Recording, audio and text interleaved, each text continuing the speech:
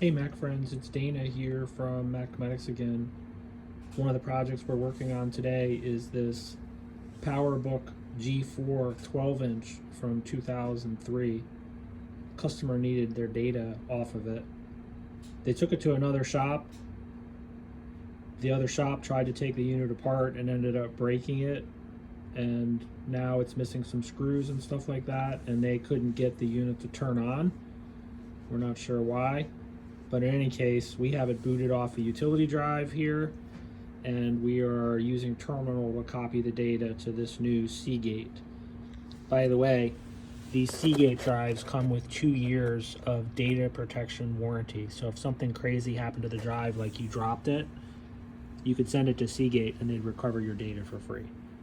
In any case, for old school stuff like this, we are definitely the place to go in the area for old data recovery situations. Don't forget to back up your data.